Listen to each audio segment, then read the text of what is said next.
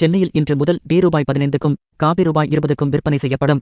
பால் மற்றும் கேஸ் விலை உயர்வால் இந்த விலை உயர்வை அமல்படுத்துவதாக டீக்கடை உரிமையாளர்கள் சங்கம் அறிவித்துள்ளது.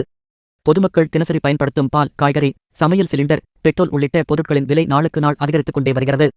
இதனால் பொதுமக்கள் மிகுந்த சிரமத்திற்கு உள்ளாகி வருகின்றனர். இந்நிலையில் டீ பிரியர்களுக்கு அதிர்ச்சி அளிக்கும் வகையில் டீ, காபி விலையும் தற்போது உயர்த்தப்பட்டுள்ளது.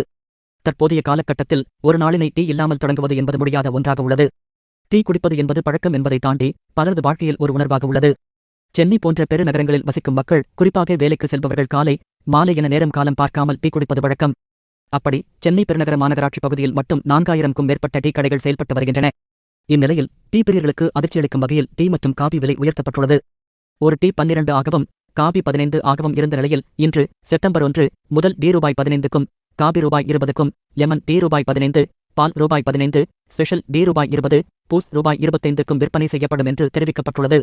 இதுகுறித்து சென்னை பெருநகர டீ கடை உரிமையாளர் சங்கத்தின் தலைவர் ஆனந்தனிடம் கூறுகையில், டீ கடையில் தரமான பொருட்களை வழங்க வேண்டும் என்பதே எங்களுடைய நோக்கம். எனவே அந்தந்த பகுதிக்கு ஏற்ப தேவைப்பட்டால் விலை ஏற்றிக் கொள்ளுமாறு கூறியுள்ளோம். கேஸ் சிலிண்டர், பால் விலை, டீ தூள் ஆகியவற்றின் விலை உயர்வு போன்ற பல்வேறு காரணங்களால் விலை ஏற்ற வேண்டிய சூழ்நிலை உருவாகியுள்ளது.